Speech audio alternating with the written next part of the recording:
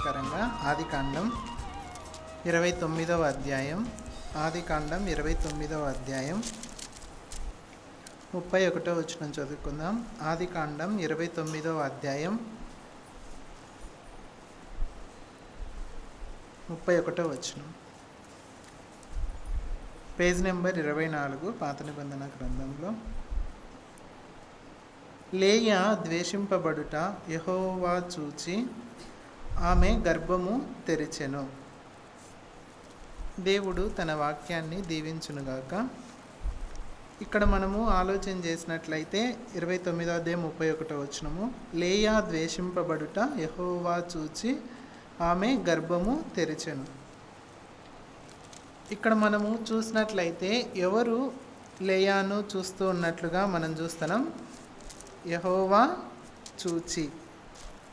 లేయా ద్వేషింపబడ్డాన్ని ఎవరు చూస్తూ ఉన్నారంటే యెహోవా చూస్తూ ఉన్నట్లుగా మనం చూస్తున్నాం. అంతకుముందు సంగతి ఏంటి మనం అని ఆలోచన చేసినట్లయితే లేయా అసలు ఎందుకు ద్వేషింపబడుతూ ఉంది? అసలు ఎవరు ద్వేషిస్తూ ఉన్నారు? దేవుడు ఆ ద్వేషింపబడటాన్ని చూడడము అవన్నీ ఏంటి అని మనం ఆలోచన చేసినట్లయితే దీనికన్నా ముందు మనము కొంత ఆలోచన చేద్దాం. ఆ తర్వాత దేవుడు ఆమె యొక్క ద్వేషాన్ని చూడడము, ఆ తర్వాత ఆమెకి ఏం చేశాడు దేవుడు చేసిన దాన్ని బట్టి లేయా తన యొక్క జీవితంలో దేవుణ్ణి ఎలా స్తుతించడం కానీ ఏమన్నా చేయడం కానీ ఏం చేసింది అని మనము ఈ ఉదయకాలం పూట జ్ఞాపకం చేసుకుందాం. ఇక్కడ ద్వేషింపబడ్డానికన్నా ముందు మనము విషయానికి వస్తే గనక కొద్దిమంది వ్యక్తుల గురించి ధ్యానించుకోవాల్సి ఉంటుంది. ఇంతకన్నా ముందు మనము చూసినట్లయితే యాకోబు గురించి, లాబాను, వీళ్ళందరూ ఇన్వాల్వ్ అవుతారు ఈ యొక్క లేయా గురించి మనం ధ్యానించడంలో. అది ఎలా అని మనం ఆలోచన చేసినట్లయితే మనందరికీ తెలిసిన సంగతే. ఇస్సాకును మోసం చేసి యాకోబు ఆశీర్వాదాలన్నీ పొందుకొని అక్కడి నుంచి తప్పించుకొని తన మామ ఉన్నటువంటి పద్నారాముకు వస్తాడు. ఆ తర్వాత అక్కడ మనం చూసినట్లయితే అక్కడ మొట్టమొదటిగా ఎవరు ఈయనకు ప్రత్యక్షమవుతారు అంటే రాహేలు ప్రత్యక్షమవుతుంది. అక్కడ రాహేలు ప్రత్యక్షమైనప్పుడు ఆమె దగ్గరికి వెళ్ళి పరిగెత్తుకుంటూ ముద్దు పెట్టి నేను ఈ విధంగా అని చెప్తే అప్పుడు వాళ్ళ నాన్నకు వెళ్ళి చెప్తుంది. వాళ్ళ నాన్న వచ్చి పరిగెత్తుకుంటూ వచ్చి ఆయన హత్తుకొని తన ఇంటికి పిలుచుకుపోతాడు. తన ఇంటికి పిలుచుకుపోయిన తర్వాత యాకోబును అడుగుతున్నాడు లాబాను, ఏమని అంటే నువ్వు నా దగ్గర ఉంటున్నావు, ఊరకనే ఎలా ఉంటావు అంటే కనుక ఊరకనే ఉండను, ఒక 7 సంవత్సరములు కొలువు చేస్తా, అప్పుడు నీ యొక్క చిన్న కుమార్తెను ఇవ్వు అని డైరెక్ట్గా అడుగుతున్నట్లుగా మనం చూస్తాం. అక్కడ మనము ఆలోచన చేసినట్లయితే సరే అని లాబాను ఒప్పుకుంటాడు. ఒప్పుకున్న తర్వాత ఆ 7 సంవత్సరములు లాబానుకు కొలువు చేస్తున్నట్లుగా మనం చూస్తూ ఉన్నాం. ఈ విధంగా జరిగిన తర్వాత ఏం జరుగుతూ ఉంది అంటే కనుక చూడండి 29వ అధ్యాయం ఆదికాండం 29వ అధ్యాయం 21వ వచనం చూడండి. 29వ అధ్యాయం 21వ వచనం. తరువాత యాకోబు నా దినములు సంపూర్ణమైనవి కనుక నేను నా భార్య యొద్దకు పోవునట్లు ఆమె నాకిమ్మని లాబాను నడగగా లాబాను ఆ స్థలములో నున్న మనుషులందరినీ పోగు చేసి విందు చేయించి రాత్రివేళ తన కుమార్తె అయిన లేయాను అతని యొద్దకు తీసుకొని పోగా యాకోబు ఆమెను కూడి. ఇక్కడ మనము ఆలోచన చేసినట్లయితే దానికన్నా ముందు కూడా అతనికి 20వ వచనం చూడండి. 20వ వచనం, యాకోబు రాహేలు కోసం 7 సంవత్సరములు కొలువు చేసెను, అయినను అతడు ఆమెను ప్రేమించుట వలన అవి అతనికి కొద్ది దినములుగా తోచెను. ఎన్ని సంవత్సరాలు కొలువు చేసింది యాకోబు రాహేలు కోసం? 7 సంవత్సరములు. కానీ ఆ యాకోబుకి ఎలా ఉన్నాయి ఆ 7 సంవత్సరాలు? చాలా కొద్ది దినములుగానే ఉన్నాయి. సంవత్సరాలు ఏ విధంగా అనిపిస్తున్నాయి? దినములులాగా అనిపిస్తూ ఉన్నాయి. కానీ ఒక్కొక్కసారి ఎదురు చూసేటప్పుడు కొన్ని నిమిషాలు కూడా ఏ విధంగా ఉంటాయి? కొన్ని గంటల్లాగా ఉంటాయి. సపోజ్ మనం ఒక బస్సు కోసం ఎదురు చూస్తూ ఉన్నాం అనుకోండి, 11:30కు బస్సు రావాల్సింది, కానీ 12కి వచ్చింది. ఆ అర్ధగంట మనకు ఎలా అనిపిస్తుంది? ఒక పెద్ద దినంలాగా అనిపిస్తుంది. అంటే ఎదురు చూడడంలో మామూలుగా ఒక్కోసారి కొన్ని నిమిషాలు కూడా ఏ విధంగా అనిపిస్తుంది? కొన్ని గంటల మాదిరి అనిపిస్తూ ఉంటుంది. అయితే ఇక్కడ యాకోబుకు మాత్రం 7 సంవత్సరములు ఏ విధంగా అనిపిస్తూ ఉందంట? కొన్ని దినముల మాదిరిగా అనిపిస్తూ ఉంది. ఎందుకు అని మనం ఆలోచన చేసినట్లయితే, రాహేలును ప్రేమించడాన్ని బట్టి ఆ విధంగా కొన్ని దినములుగా అయిపోతున్నాయి. ఆ తర్వాత 7 సంవత్సరములు కొలువు చేసిన తర్వాత లాబాను దగ్గరికి వెళ్తా ఉన్నాడు. కరెక్ట్గా లెక్క వేసుకున్నాడేమో, కరెక్ట్గా ఆయన డ్యూటీలో జాయిన్ అయిన రోజు నుంచి 7 సంవత్సరములు ఎన్నైతే ఉన్నాయో అన్ని సంవత్సరాలు లెక్క వేసుకొని పూర్తి అయినాయి అని వాళ్ళ మామ దగ్గరికి పోతాడు. వాళ్ళ మామ దగ్గరికి పోయినప్పుడు లాబాను వెంటనే ఒప్పుకుంటున్నాడా లేదా చెప్పండి? అక్కడ లాబాను ఒప్పుకున్నాడా లేదా? ఇస్తానని ఒప్పుకున్నాడా లేదా? అదొకటి చెప్పండి. ఒప్పుకున్నాడు. వెంటనే ఒప్పుకున్నాడు అంటే కనుక అక్కడ ఏదో ఒక ఆలోచన చేయాల్సింది. కానీ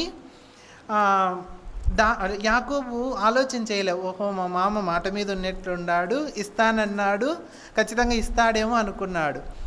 అదే కనుక లాబాను ఏదో ఒక తికమక పెట్టిందంటే, ఈరోజు అమావాస్య, ఈరోజు పున్నమి, ఈరోజు ముహూర్తాలు లేవు, ఈ సంథింగ్ ఏదో ఒకటి చెప్పిందంటే కనుక అప్పుడు యాకోబు ఆలోచన చేసుకొనిందు. ఓహో, ఏదో ఆలోచన చేస్తున్నాడు నాకు ఇక్కోకుండా అని యాకోబు ఆలోచన చేసుకునేవాడు. కానీ లాబానుకు మోసం చేయడంలో చాలా తెలివి ఎక్కువ యాకోబు కన్నా. అందుకనే కాబోలు ఏమాత్రం ఆలోచన చేయలేదు. ఓకే, 7 సంవత్సరాలు కంప్లీట్ అయినాయి కదా, ఇంకా నా కుమార్తెని ఇస్తాను నీకు, ఈరోజే విందు చేయిస్తానని సమాజంలో అందరినీ పిలిచి, ఊరి పెద్దలందరినీ పిలిపించి విందు చేయించి, సిరియా సంప్రదాయం ఏంటి అంటే కనుక మనం చూసినట్లయితే వాళ్ళు రాత్రిపూట వివాహం చేసేటట్లుగా చూస్తూ ఉన్నాం ఇక్కడ. ఆ విధంగా లేయాను ఆ రాత్రిపూట యాకోబు దగ్గరకు పంపించినట్లుగా మనం చూస్తూ ఉన్నాం. ఆ తర్వాత అంతా అయిపోయిన తర్వాత ఉదయం కాలమున యాకోబు లేచి చూస్తే తన దగ్గర ఎవరున్నారు అంటే లేయా ఉంది. లేయా ఉండడం, లాబాను ఏం చేశాడు? యాకోబును ఇస్తానని చెప్పి ఒప్పుకున్నాడు. వెంటనే ఆ ఒప్పుకోవడంలోనే ఏదో తిరకాసు ఉందని యాకోబు తెలుసుకోలేకపోయినాడు. సపోజ్ అది ఏదన్నా ఈరోజు కాదులే రేపు ఎల్లుండి అని చెప్పిండింటే నా లాబాను ఆలోచన చేసేవాడేమో, ఒప్పుకున్నాడు కాబట్టి ఖచ్చితంగా ఇస్తాడేమో అని మోసపోయినట్లుగా మనం చూస్తూ ఉన్నాం. అక్కడ మనం చూసినట్లయితే యాకోబు ఏ విధంగా అయితే తన తండ్రిని మోసం చేశాడో, ఎలా మోసం చేయగలిగినాడు ఇసాకును చెప్పండి? ఇసాకు ఏముంది కాబట్టి మోసం చేయగలిగినాడు? ఎలా మోసం చేయగలిగినాడు? చూపు మందం, అంటే చూపు కనుదృష్టి సరిగా లేదు కాబట్టి మోసం చేయగలిగినాడు యాకోబు. సేమ్ అదే ఇక్కడ ఏం జరుగుతూ ఉంది? లేయా ఎటువంటిది మనందరికీ తెలుసు. ఎటువంటి ఆమెలో ఉన్నటువంటి లోపం ఏంటి? జబ్బు కండ్లగలది. తన తండ్రిని అక్కడ మోసం చేసినాడు. ఇక్కడ నేను మోసపోయాను అని అనుకోలేదు, కానీ పెళ్ళైన దగ్గర నుంచి లేయాను ద్వేషించడం మొదలుపెట్టినట్లుగా మనం చూస్తూ ఉన్నాం. ఈనాడు కూడా అప్పుడు లేయాను పంపేటప్పుడు కూడా లేయా అడిగిందో లేదో మనకైతే తెలియదు, కానీ నా కోసం కాదు కదా కొలువు చేసింది, చెల్లెలి కోసం కదా, రాహేలు కోసం యాకోబు కొలువు చేసింది, నా కోసం కానప్పుడు నన్నెందుకు పంపుతున్నావు అని లేయా అడిగిందో లేదో తెలియదు. కానీ మనము ఇప్పటి కాలంలో అయితే కనుక ఖచ్చితంగా పిల్లలు తల్లిదండ్రులను ప్రశ్నిస్తూనే ఉంటాం. కానీ ఆ కాలంలో ఆనాడు అబ్రహాము ఇసాకును తీసుకొని పోయేటప్పుడు కూడా బలి అర్పించడానికి కట్టెలు అన్నీ తీసుకొని పోతా ఉన్నప్పుడు కూడా నన్ను ఎక్కడికి తీసుకొని వెళ్తున్నావు, నన్ను ఎందుకు ఇక్కడ కట్టెల మీద బండబెడుతున్నా, ఇవన్నీ ఏ క్వశ్చన్స్ అడగలేదు. అంటే పిల్లలు ఆ కాలంలో ఏ విధంగా ఉన్నారంటే కనుక ఏమాత్రం తన తల్లిదండ్రులను కానీ ప్రశ్నించేటట్టుగా లేరు. కానీ ఇప్పుడు మనమైతే కనుక ఏ చిన్న విషయమైనా కూడా ఎక్కువగా ప్రశ్నిస్తూ ఉంటాం. ఆ కాలంలో ఆ విధంగా లేయా లాబానును ప్రశ్నించుకోకుండా తన తండ్రి చెప్పినట్టు విని వెళ్ళిపోయిందేమో. ఆ తర్వాత వెళ్ళిపోయిందే కానీ వెళ్ళిపోయిన రోజుటి నుంచి కూడా తను ద్వేషింపబడడం అక్కడి నుంచి స్టార్ట్ అయినట్లుగా మనం చూస్తూ ఉన్నాం. లేయా అడగలేదు యాకోబును పెళ్లి చేసుకుంటానని. తండ్రి ఏం చేస్తూ ఉన్నాడు? లేయాను ఇచ్చి చేస్తూ ఉన్నాడు. ఎలా అయినా సరే లేయాను వదిలించుకోవాలని ఆలోచన చేస్తున్నాడు. లేయా తప్పేం లేదు. లేయాకునే లోపం ఏంటి? ఒక జబ్బు కండ్ల కలది అంతే. తన తండ్రి ఏం ఆలోచన చేస్తున్నాడు? ఎలా అయినా కూడా ఈమెను తప్పించుకోవాలి, ఈమెను ఎవరికొకరికి ఇచ్చి వివాహం చేయాలి అని ఆలోచన చేస్తున్నాడు. ఈ కాలంలో కూడా ఇప్పుడు కూడా ప్రతి ఒక్కరు ఏమని ఆలోచన చేస్తూ ఉంటారు? మా కూతుర్ని ఎవరికొరికి ఇస్తే చాలు, మా అబ్బాయిని ఎవరికొరికి ఇచ్చి చేస్తే చాలు అని వాళ్ళు ఎవరైనా సరే ఏం చేస్తూ ఉంటాం? ఆలోచించుకోకుండా తోసేస్తూ ఉంటాం. తోసి వేసిన తర్వాత పరిస్థితి ఎలా ఉంటుంది అంటే ఈ విధంగానే భర్తకి ఇష్టం లేకోకుండా ద్వేషింపబడతా ఉండొచ్చు. ఆమె తప్పేం లేదు, లేయా తప్పు. లాబాను ఇచ్చి చేయాలని చూశాడు, కానీ నిజంగా యాకోబు ప్రేమించింది లేయాను కాదు, రాహేల్ను. అక్కడ పరిస్థితి మొత్తం తర్వాత లేయా అనుభవించవలసి వచ్చింది. ఆనాడే అడిగిందంటే లేయా సరిపోయి నిందువేమో, ఎందుకు నన్ను ఈ విధంగా చేస్తున్నావు అని. లేయా అడగలేదు. అడగకపోవడాన్ని బట్టి యాకోబుకు భార్యగా చేయబడింది. చేసుకున్న రోజుటి నుంచి లేయా ద్వేషింపబడతానే ఉంది. ఇది మాటల్లో చెప్పడానికి మనకందరికీ ఈజీగా ఉండొచ్చు, కానీ ప్రతిరోజు ద్వేషింపబడ్డం అంటే ఎంతో బాధగా అనిపిస్తూ ఉంటుంది.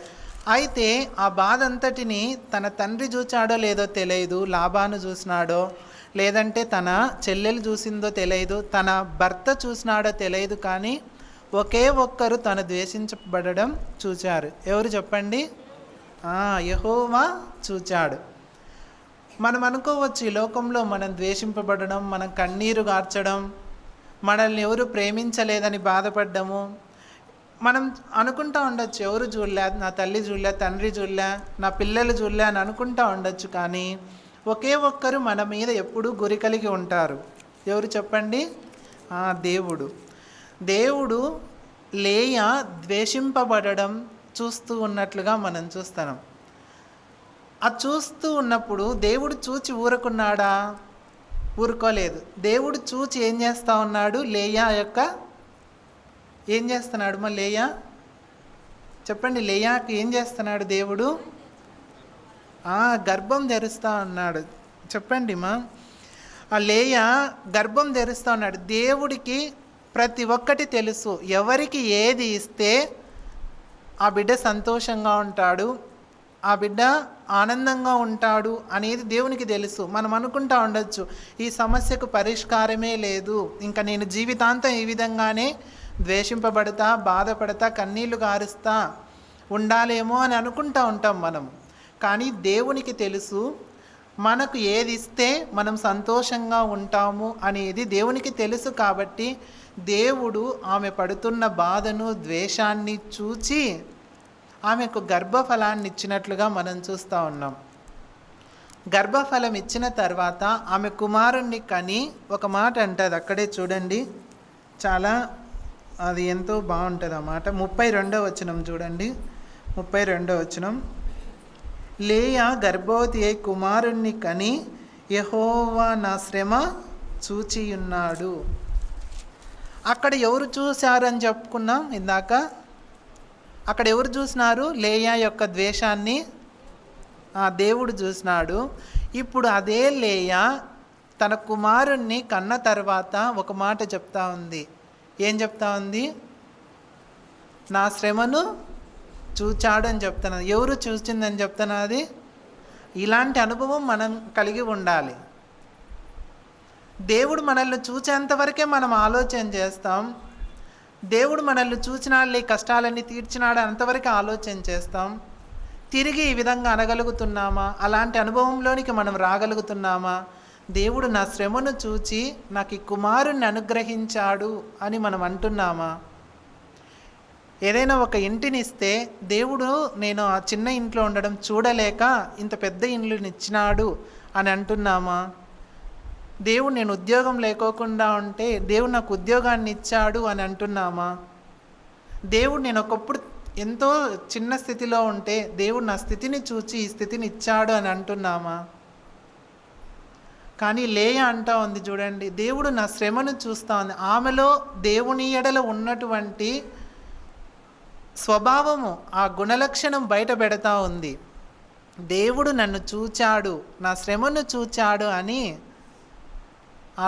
దేవుడు ఈ స్వభావం చెప్తా ఉన్నట్లుగా మనం చూస్తాం. దేవుడు ఎవరు ప్రేమించినా ప్రేమించకపోయినా, ఎవరు ద్వేషించినా ద్వేషించకపోయినా, దేవుడు మన ఎడల ఒక గురి కలిగి ఉన్నట్లుగా దేవుని క్యారెక్టర్ను ఆమె అంచనా వేస్తున్నట్లుగా మనం చూస్తున్నాం. దేవుడు ఎంత గొప్పవాడో, ఎంత నమ్మకమైన వాడో మనమందరం తెలుసుకోవాలి. ఇక్కడ చూడండి, ఆమె ఎంతో ద్వేషింపబడతా ఉంది. తన తండ్రి ఎలా అయినా ఈమెను వదిలించుకోవాలి అనే ఉద్దేశంతో యాకోబుకి ఇష్టం ఉన్నా లేకపోయినా తర్వాత జరిగే పరిణామాలు ఆలోచన చేయకోకుండా ఆమెను ముందుకు తోసేసి గదిలోకి పంపించాడు. ఆ తర్వాత ఆమె ఎన్నో బాధలు అనుభవిస్తూ ఉంది. తర్వాత తండ్రికి చెప్పుకున్నా ఏమోదార్చాడో తెలియదు, కానీ ఇంకా ఎవరికి చెప్పుకుందో లేదో, తన తల్లి గురించి ఇక రాయలేదు, కానీ తల్లికి చెప్పుకుందో ఎవరికి చెప్పుకుందో మనకు తెలియదు, కానీ దేవునికైతే ప్రతిదినం చెప్పుకుంటా ఉండిండొచ్చు. అందుకని దేవుడు నా శ్రమను చూచి నాకు ఒక కుమారుణ్ణి అనుగ్రహించాడు అని ఎంతగా చెప్తా ఉందో. అంటే దేవుని క్యారెక్టర్ అక్కడ చూసినట్లయితే ఎంత నమ్మకమైన వాడుగా దేవుడు ఉన్నాడు. అసలు ఆమెకు గర్భాన్ని ఇస్తే ఆమె సంతోషపడుతుంది అని తెలుసుకున్నవాడు కాబట్టే దేవుడు ఆమె గర్భాన్ని తెరిచి ఒక కుమారుని అనుగ్రహించినట్లుగా మనం చూస్తాం. ఇంకా కొంచెం ముందుకెళ్తే ఇంకా కింది వచనం చూడండి, 33వ వచనం. ఆమె మరలా గర్భవతి అయి కుమారుణ్ణి కని నేను ద్వేషింపబడితిని అన్న సంగతి యెహోవా విన్నాడు గనుక ఇతన్ని కూడా నాకు దయచేసి అనుకొని అతనికి సిమ్యోన్ అని పేరు పెట్టాను. రెండో స్టెప్ ఏం గ్రహించింది ఆయమా? రెండో స్టెప్ ఏంది మాది చెప్పండి ఇప్పుడు. ఆయన విన్నాడు. ఫస్ట్ ఏం చేశాడని చూసింది ఆయమా? దేవుడు చూచాడు అని చూసింది. ఇప్పుడు రెండోసారి దేవుడు విన్నాడు అని చూసింది. అంటే ఇప్పుడు మనము సేవించే దేవుడికి, మనం ఆరాధించే దేవుడికి ఏమున్నాయి? కళ్ళు ఉన్నాయి చూచేదానికి, రెండవది వినేదానికి చెవులు ఉన్నాయి. ఆమె గ్రహించింది ఆమె జీవితంలో, దేవుడు నా శ్రమను చూచాడు. భర్త చూడలే, ఇక్కడ నాన్న చూడలే, చెల్లెలు చూడలే, ఎవరు చూడలే, దేవుడు నా శ్రమను చూచాడు, నాకు కుమారుని దయచేసినాడు. రెండవదిగా నేను ద్వేషింపబడుతున్న సంగతి అక్కడ యాకోబు ఎంతగా తిడతా ఉన్నాడో మనకు తెలియదు, ఎంతగా బాధ పెడతా ఉన్నాడో. ఊరికి నిన్ను చేసుకోవాల్సింది వచ్చింది, నీ చెల్లెల్ని చేసుకోవాల్సింది, ఎంతగా బాధ పెడుతున్నాడో. గదికి మాత్రమే చెవులు ఉన్నాయి అనుకోని ఉండొచ్చు, కానీ అవి దేవుడు కూడా విన్నాడు అని ఏమనుకుంది? అయ్యో నేను ద్వేషింపబడుతున్న సంగతి దేవుడు కూడా విన్నాడు అని తన రెండో కుమారునికి సిమ్యోన్ అని పేరు పెట్టుకున్నట్లుగా చూస్తాం. ఈ విధంగా మనము మన జీవితంలో ఒక్కొక్క స్టెప్పు ఎదిగేటప్పుడు దేవుని యొక్క అనుభవాన్ని, దేవుని యొక్క గుణాలను తెలుసుకుంటా ముందుకెళ్ళాలి. దేవుడు చూచే దేవుడని, దేవుడు వినే దేవుడని, దేవుడు నమ్మకమైన వాడని ఇవన్నీ తెలుసుకోవాలి. కానీ దేవుని గురించి తప్ప అన్ని విషయాలు తెలుసుకుంటాం. దేవుని విషయాలు తప్ప అన్ని విషయాలు, సంఘంలో వాళ్ళ వీరి గురించి, వీళ్ళ గురించి అవన్నీ తెలుసుకుంటాం. ఇంకా ఏదో ఇక బైబిల్లో ఉన్నటువంటి ఏవేవో తెలుసుకోవాలని ఆలోచన చేస్తాం, కానీ దేవుని స్వభావం ఏంటి, దేవుని ఆలోచన ఏంటి, దేవుడు ఏం చేయాలనుకుంటున్నాడు, మన పట్ల ఏం చేస్తున్నాడు, దాని కృతజ్ఞత కలిగి మనం ఏ విధంగా ఇతరులకు సాక్ష్యం చెప్తున్నాము, ఇది తప్ప అన్నీ చేస్తూ ఉంటాం. కానీ లేయా అయితే తను ద్వేషింపబడుతున్న సంగతి దేవుడు చూచాడని ఆమె గ్రహించింది. గ్రహించి కుమారుణ్ణి ఇచ్చాడని దేవుణ్ణి గణపరుస్తూ ఉంది. రెండవదిగా దేవుడు నేను ద్వేషింపబడుతున్న సంగతి విన్నాడు అని తెలుసుకొని ఏం చేస్తూ ఉంది? సిమ్యోన్ అని పేరు పెట్టుకుంటా ఉంది. ఇంకా ఒక స్టెప్ ముందుకెళ్తే ఏం చేస్తా, మళ్ళీ దేవుడు ఏం చేసినాడు చూడండి. ఆమె మరలా గర్భవతి కుమారుణ్ణి కని తుదకి ఈసారి నా పెనిమిటి నాతో హత్తుకొని ఉన్నాను. ఇక్కడ ఏం జరుగుతూ ఉంది? మూడోసారి ఆమె చేయవలసిన పని ఏంటి? ఎవరిని హత్తుకొని ఉండాలని చెప్పాల్సింది? చెప్పండి. దేవుణ్ణి హత్తుకొని ఉండాలా అని చెప్పాల్సింది కొంచెం బలహీన పడుతున్నట్లుగా మనం చూస్తూ ఉన్నాం. అంటే నా భర్త నన్ను హత్తుకుండాలి, ఇదిగో ఈ మూడో కుమారుడినైనా ఇంతమంది కుమారులను కనిస్తున్నాను కదా.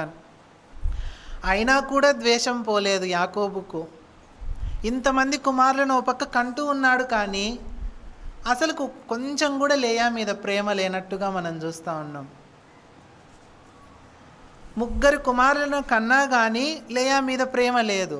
అయినా కూడా బాధపడుతూ ఉంది, ఇప్పుడైనా హత్తుకుంటాడు అని ఆలోచన చేస్తూ ఉంది. అయినా కూడా హత్తుకోలేదు యాకోబు. అయినా కూడా ద్వేషిస్తూ ఉంటే ఇంకా లాస్ట్కు నాలుగో కుమారుణ్ణి కానీ ఒక మాట అంటుంది. అది చాలా శ్రేష్టమైన మాట. చూడండి 35వ వచనంలో, ఆమె మరలా గర్భవతి కుమారుణ్ణి కని ఈసారి యెహోవాను స్తుతించదని అనుకొని యూదాను పేరు పెట్టెను. ఇప్పుడు ఏం చేస్తూ ఉన్నాడంటే, దేవుడు నాలుగో కుమారుణ్ణి ఇస్తే ఆయనకు ఏమని పేరు పెట్టింది? యూదా. యూదాకు అర్థం ఏంటి? స్తుతి. ఇంతవరకు మనం చూసినట్లయితే ఆది కాండంలో ఎవరన్నా స్తుతి చెల్లించారా? ఈమె కన్నా ముందు ఎవరన్నా చెల్లించారా? నోవా కానీ ఎవరైనా కానీ. అంటే దేవుడు చూచాడు అని మాత్రం ఒకరు చెప్పారు లేయా కన్నా ముందు. ఎవరు చెప్పండి?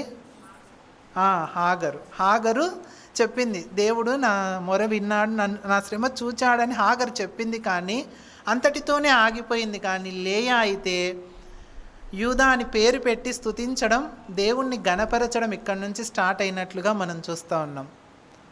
అంటే ఎందుకు ఆమె జీవితంలో ఇంకా స్తుతి నేర్చుకుంది? ఇంకా ఇవన్నీ వేస్టులే, ఏందో నా భర్త నన్ను ప్రేమిస్తాడని, ఏదో నా భర్త హత్తుకుంటాడని, ఇవన్నీ నేను దేవుని దగ్గర అడుగుతూ ఉన్నాను, ఎన్ని చేసినా కూడా ఎన్ని చేసేటట్టు లేడు. ఎవరు ప్రేమించినా ప్రేమించకపోయినా, ఎవరు ద్వేషించినా ద్వేషించకపోయినా, ఎవరు హత్తుకున్నా హత్తుకోకపోయినా నా దేవుడు నన్ను ప్రేమిస్తాడు, నా దేవుడు నన్ను ద్వేషించుకోకుండా ఆదరిస్తాడు. ఎవరు నన్ను హత్తుకున్నా హత్తుకోకపోయినా దేవుడు నన్ను హత్తుకుంటాడు అని లాస్ట్కు తీర్మానించుకొని స్తుతించడం మొదలుపెట్టింది. ఎప్పుడైతే స్తుతించడం మొదలుపెట్టిందో వెంటనే జరిగిన కార్యం ఏంటి? అక్కడే ఉంది కదా. వెంటనే జరిగింది ఏంటి? ఆమె యొక్క గర్భము ఉడికిపోయింది. అంటే ఇంక అంతటితో ఆగిపోయినట్లుగా మనం చూస్తూ ఉన్నాం. అంతవరకు అది బయటికి రావాలని దేవుడు ఒక్కొక్క కుమారుణ్ణి ఇస్తూ ఉంటే ఆమె ఎంతవరకు ఈ లోకపరంగానే ఆలోచన చేసుకుంటా ఉంది, నా భర్త నన్ను ప్రేమిస్తాడు, హత్తుకుంటాడు, ఈ విధంగా చేస్తాడు అనుకుంటా. ఇంకెప్పుడైతే దేవుణ్ణి స్తుతించడము, దేవుణ్ణి గణపరచడం, ఆయన గుణలక్షణాలను అర్థం చేసుకొని స్తుతించడం మొదలుపెట్టిందో అప్పుడే ఆమె గర్భము ఉడిగిపోయినట్లుగా మనం చూస్తూ ఉన్నాం. ఇది మన జీవితంలో ఉండాలి. స్తుతించడం, గణపరచడం మనం నేర్చుకుంటూ ఉండాలి. ఇది తప్ప అన్నీ చేస్తూ ఉంటాం. ప్రజలకైతే చెప్తూ ఉంటాం, అది చేస్తున్నాడు, ఇది చేస్తున్నాడు దేవుడు నా కోసమని. నిజంగా మనము ప్రార్థన అయితే ఏ విధంగా అయితే చేస్తున్నామో, కన్నీళ్లు కార్చి దేవా ఇది చేయి అది చేయని ఇచ్చిన తర్వాత, చేసిన తర్వాత అదే కన్నీళ్లతో దేవుణ్ణి స్తుతిస్తూ ఉన్నామా? ఆ విధంగా మన జీవితాలు ఉంటే ఖచ్చితంగా ఎంతో ధన్యంగా ఉంటాం. ఇక్కడ మనం చూసినట్లయితే యూదా ఎప్పుడైతే పుట్టాడో తర్వాత స్తుతిస్తుంది లేయా, అక్కడితో గర్భం ఆగిపోతుంది. ఆ తర్వాత యాకోబుకు కుమారులు ఎంతమందో చెప్పండి? ఎంతమంది? మొత్తం ఎంతమంది? మొత్తం సంతానం ఎంతమంది? 12. 13 కదమ్మా. మొత్తం సంతానం అడిగాను నేను. మొత్తం సంతానం ఎంతమంది యాకోబుకు? 13 మంది. వాళ్ళలో కుమారులు ఎంతమంది? 12 మంది కుమారులు. ఒక కుమార్తె ఉంది కదా, మర్చిపోతున్నారా? ఎవరు? దీనా. మరి మొత్తం సంతానం అంటే 13 మంది, వాళ్ళల్లో 12 మంది కుమారులు, ఒక కుమార్తె. ఇక్కడ మనం చూసినట్లయితే గర్భము ఎప్పటితో ఉడిగిపోయింది? ఎంతమందిని కన్నాక? నలుగురిని కన్న తర్వాత గర్భం ఉడిగిపోయింది. ఆ తర్వాత మిగతా ఎంతమంది బ్యాలెన్స్ ఉంటారు? ఇంకా 8 మంది బ్యాలెన్స్ ఉంటారు. అంటే 9 మంది బ్యాలెన్స్ ఉంటారు. 9 మందిలో కుమారులు ఇంకా 8 మంది బ్యాలెన్స్ ఉంటారు. ఈ 8 మంది ఎవరికెవరికి పుట్టినారు మనం ఆలోచన చేసినట్లయితే? జిల్పాకి ఎంతమంది? జిల్పాకి ఎంతమంది పుడతారమ్మా? 2. బిల్హాకు 2. ఆడికి నలుగురు ఎంతమంది అవుతారు? 8 మంది. ఇంకా నలుగురు మళ్ళీ ఎవరికి పుడతారు? మళ్ళీ రాహేలుకా? మళ్ళీ లేయాకే పుడతారు. కానీ ఇక్కడ చూసినట్లయితే గర్భం ఉడిగిపోయింది అని చెప్తా ఉన్నాడు దేవుడు. కానీ అదే లేయానే మళ్ళీ దేవుడు దర్శించి మళ్ళీ నలుగురిని, అంటే నలుగురంటే అదే ఇంకొక అమ్మాయిని, మొత్తం 5 మందిని ఇచ్చినట్లుగా మనం చూస్తూ ఉన్నాం. జిల్పాకి 2, బిల్హాకి 2, రాహేలుకు 2, మొత్తం 6 మంది. ఈమె నలుగురు, ముందు నలుగురు, అంటే మొత్తం 10 మంది అయినారు. 10 మంది అయిన తర్వాత మళ్ళీ 2 కుమారులు, ఒక కుమార్తె, మొత్తంగా 7 మందిని లేయా కనినట్లుగా మనం చూస్తూ ఉన్నాం. 7 మందిలో 6 మంది కుమారులు, 1 కుమార్తె. అంటే 7 మందిని దేవుడు ఆమెకు సంతానంగా అనుగ్రహించినట్లుగా చూస్తూ ఉన్నాం. 7 అంటే మనము ఎప్పుడు ఏమని భావిస్తూ ఉంటాం? సంపూర్తి అనే భావిస్తూ ఉంటాం. లేయాను తన భర్త ద్వేషిస్తూ ఉన్నా, ప్రేమించుకోకున్నా, దేవుడైతే ప్రేమించి ఆదరించి ఆమె కన్నీరు తుడిచి దేవుడు ఆమెకు సంపూర్ణంగా సంతానాన్ని అనుగ్రహించినట్లుగా మనం చూస్తూ ఉన్నాం. ఇక్కడ మనం ఆలోచన చేసినట్లయితే ఏంటి అంటే కనుక, రూతు గ్రంథంలో ఒక మాట ఉంటుంది చూడండి. రూతు గ్రంథం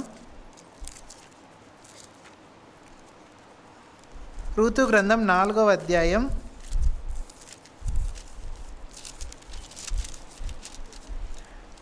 4వ అధ్యాయం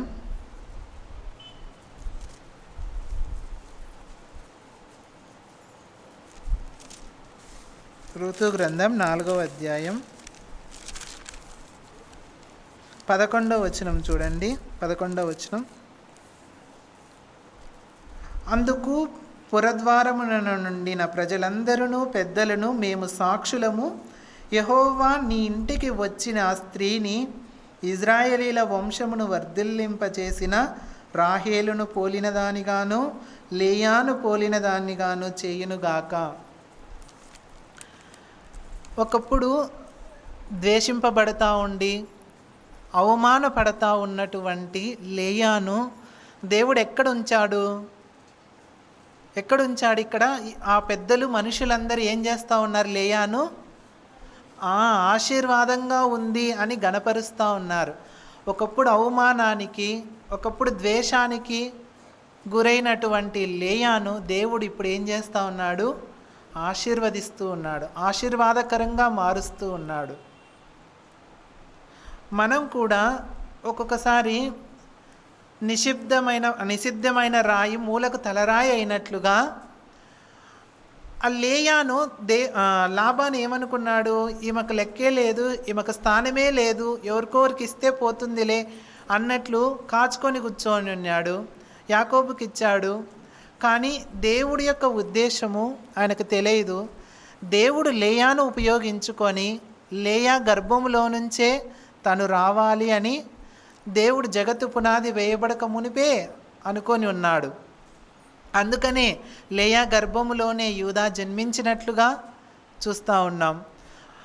అదేవిధంగానే రాహేల్ ఏ విధంగా అయితే, లేయా ఏ విధంగా అయితే ఆశీర్వాదకరంగా సంతానాన్ని అభివృద్ధి చేశారో అదే విధంగానే రూతు కూడా చేస్తుంది అని సమాజ పెద్దలు, ప్రజలందరూ చేస్తూ ఉన్నారు.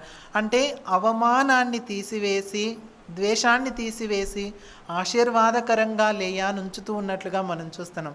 ఎందుకు ఈ సంతానాలు దేవుడు ఇచ్చాడు ఆమె సంపూర్తిగా అంటే, ఆ కనాను దేశానికి వెళ్ళిన తర్వాత చెప్తాడు, దాని నుంచి బెయేర్షెబా వరకు ఎవరికి ఇస్తానన్నాడు అది. ఆ మాట మామూలుగా మనం చూసినట్లయితే ఇస్సాకు కూడా చెప్తాడు, నీ సంతానానికి దేవుడు ఇస్తాడు అని చెప్తాడు. చూడండి ఆ మాట ఆదికాండంలోనే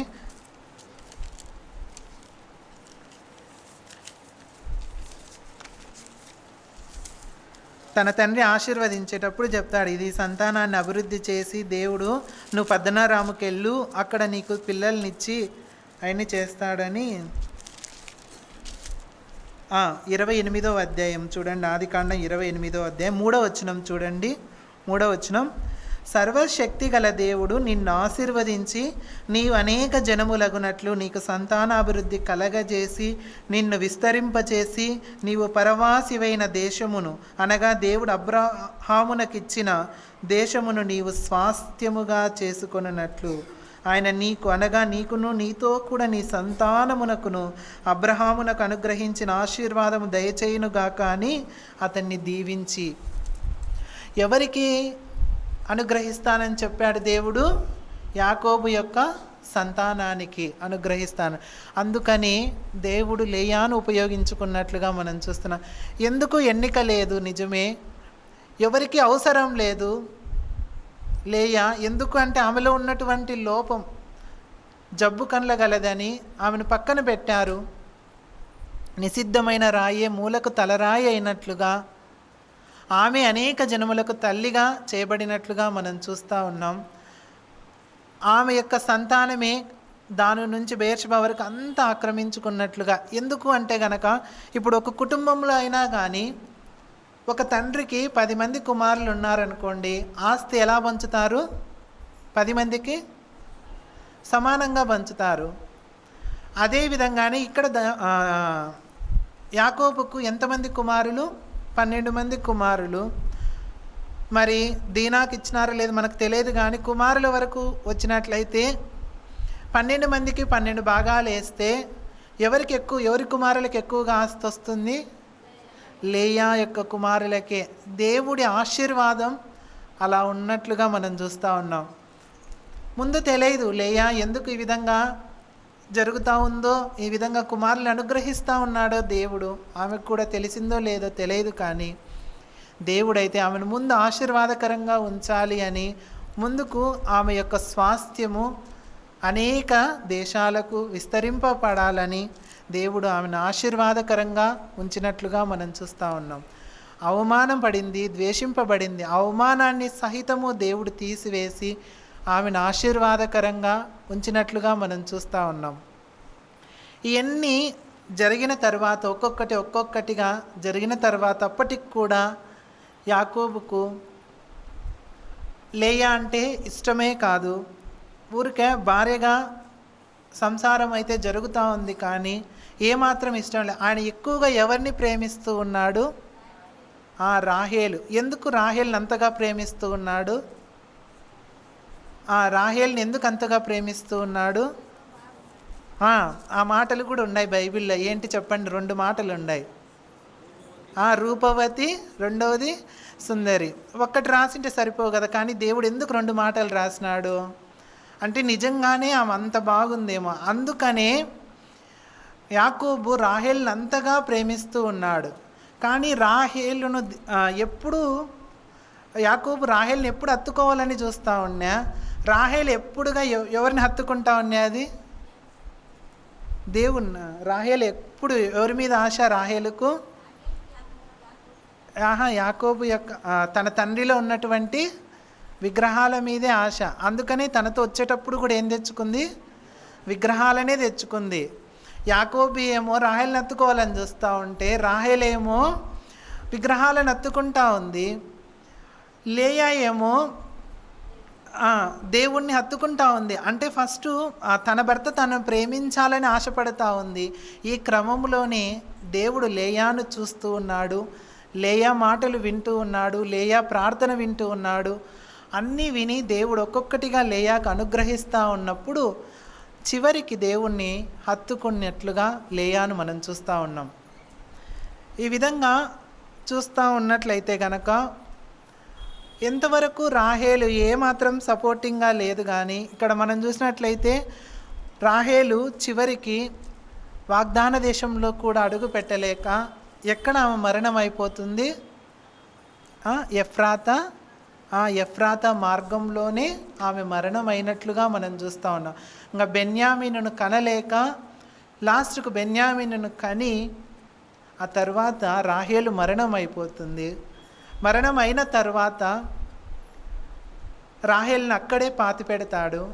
పాతిపెట్టిన తర్వాత వాగ్దత్త దేశంలోకి ఆ ప్రదేశంలోకి ఎవరు ప్రవేశిస్తారంటే లేయా కుమారులు వీళ్ళు మాత్రమే ప్రవేశిస్తారు. ఎందుకు ఇవన్నీ మనం ఆలోచన చేస్తున్నాము అంటే గనక ఒక వచనం చూడండి. ఆదికాండం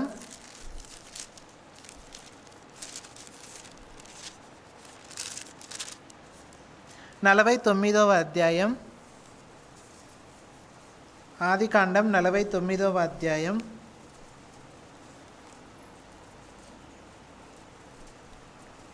28వ వచనం నుంచి చదువుకుందాం. 28వ వచనం.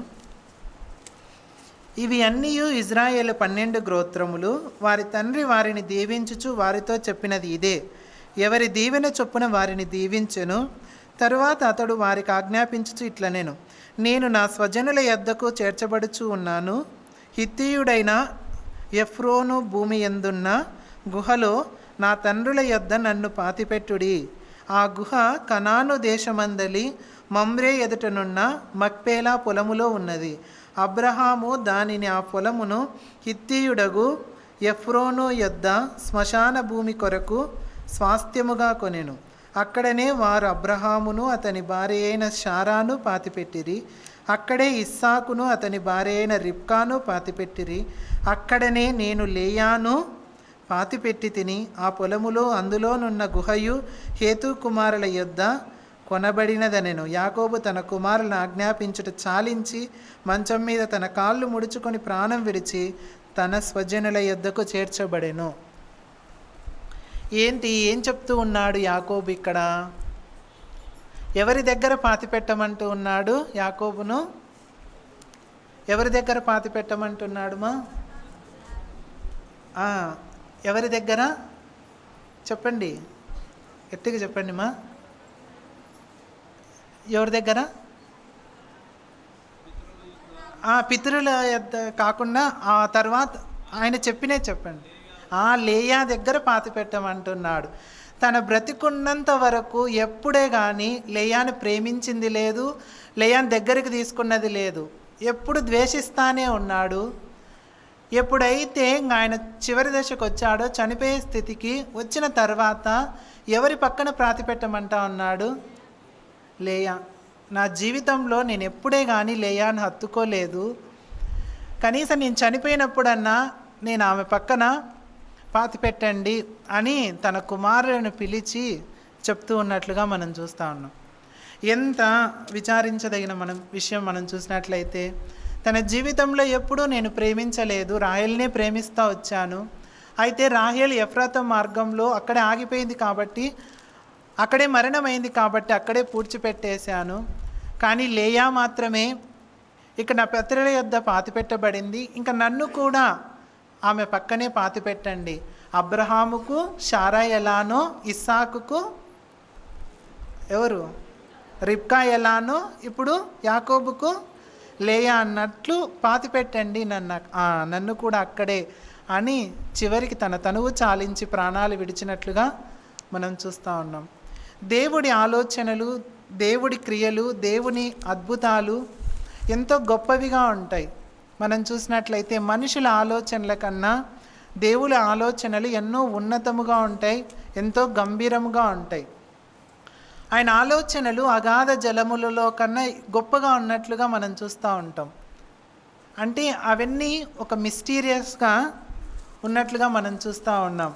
లేయాకున్నటువంటి లోటంతా ఒకటే, ఆమె జబ్బు కండ్ల కలది. అయితే దానివల్ల ఆమె ఎన్నో కష్టాలు, బాధలు, శ్రమలు ఎదుర్కోవాల్సి వచ్చింది. అయితే ఆమె చేసిన తప్పేమీ లేదు. కానీ తన తండ్రి ఏం చెప్పిండింటే అది చేసి యాకోబు దగ్గరికి వెళ్ళింది. ఆ తర్వాత ఎంతో ద్వేషింపబడతా ఉంది. అప్పటి వరకు తన తండ్రితోనూ చెల్లెలతోనూ చుట్టుపక్కల వాళ్ళతోనూ ద్వేషింపబడచ్చు, కానీ తను చేసుకున్న తర్వాత తన భర్తతో ద్వేషింపబడతా ఉంది.